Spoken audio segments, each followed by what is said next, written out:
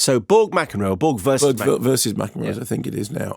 There's a quote at the beginning, the Andre Agassi quote, about every match is a life in miniature. The long version, it's no accident. I think tennis uses the language of life. Advantage, service, fault, break, love. The basic elements of tennis are those of everyday existence because every match is a life in miniature. And that is kind of the mantra of the film. Now, bear in mind, I know nothing about sport. I know nothing about tennis. I know nothing about the Borg-McEnroe rivalry. And consequently, I watched this film not knowing the end. Okay, fair enough. So I was basically the same as Wendy Lloyd seeing Apollo 13 and not knowing whether they got back. So also bear in mind, I'm watching it from the point of view of somebody who can't tell you whether it's factually correct or whatever it is, because all I know is the stuff that was going on and the television in the ether in the background. Okay, so 1980 Wimbledon final, Borg is chasing his 5th consecutive win, McEnroe his first. And the film does that thing about attempting to create a grand rivalry in the form of documentaries like Senna and the Ron Howard film Rush, which have got these kind of these rivalries at the centre. And the central sort of axis is that Borg is a machine, the ice Borg. He's shy of fame. He spends his evening tightening his rackets. He's devoted to rituals and he doesn't like any form of change. McEnroe, on the other hand, goes to clubs, struts around like a rock star. He's described as Borg's worst nightmare and the worst representative of American values since Al Capone. He is, of course, played actually very well by Shia LaBeouf, who brings an awful lot of his own personal history to play in the role. Here's a clip. Ladies and gentlemen, John McEnroe. So, John, you upset anybody out in the wings yet? No, not that I know of, not yet. No, I like you, John. You're great. And in 3 days... 3 days. You're going to London. Yep. To play Wimbledon. And everyone's talking about Björn Borg's chance to win his 5th straight title and make tennis history. Now, apparently, the only thing standing between Borg and that record is you. Mm-hmm.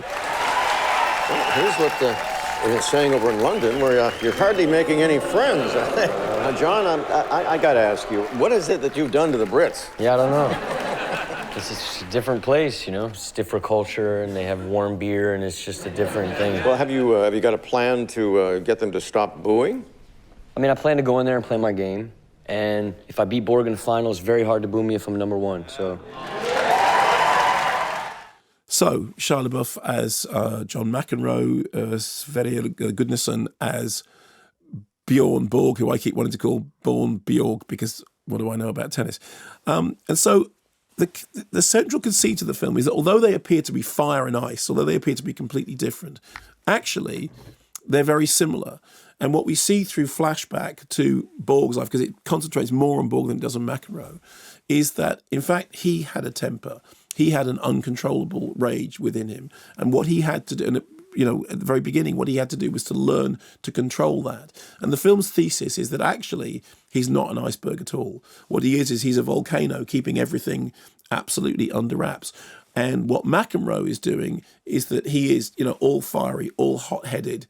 And what he has to learn to do is to scale it down and to somehow channel that rage into winning shot by shot.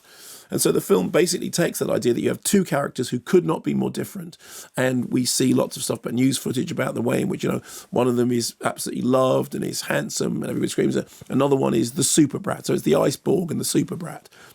And it is true that if you remember anything about, even I, who knew nothing about tennis, remembers the Not the 9 o'clock news sketches about John McEnroe coming down for his breakfast and, throwing his racket around and shouting, "You cannot be serious." And a lot, in fact, one of the things in this film, there's a lot of swearing, and I have no idea whether or not the swearing actually did happen on court. There's stuff about the BBC turning down the microphones because there was too much cussing going on. I don't know whether that's true. That sounds about right. What I can tell you is that as somebody who knew nothing about the story, firstly, I thought that the characters were both played very engagingly. To the point that although it does get a bit wiggy, although John McEnroe's hair, or Shia LaBeouf's hair, is a little over there, and that and Stellan Skarsgård as Borg's sort of mentor, who's the person who's taught him to rein all this stuff in, it is sometimes a story which is told through the hair.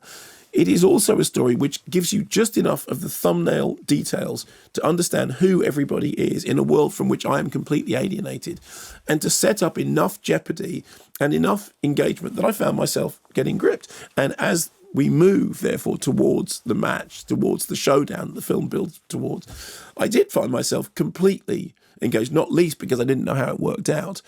And I thought that the way in which they played the match was done very well. And it's very difficult to play that sort of stuff to a non-sporting audience. You're trying to, it's the same as you would see when they're doing it with a film like Rush.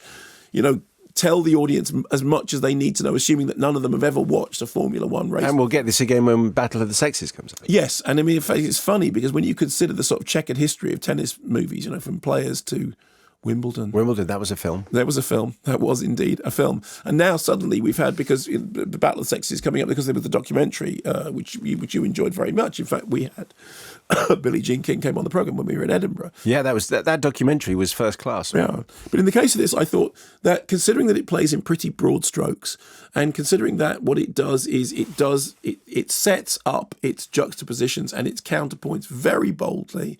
And then it has this central thesis, which is these two things seem completely opposite. But in fact, if you unpack the story, they're actually the same thing. It did that well. It says at the beginning that it's inspired by true events, which leads me to believe that it must have taken a certain degree of liberty with the truth, because that's a phrase which now, you know, if you say this is a true story, it means it's not really a true story. If you say inspired by real events, it means we've made large sections of this up. But all the time when I was watching it as a piece of drama, I thought it was engaging and exciting, and it's a pretty simplistic central thesis, but it does it well.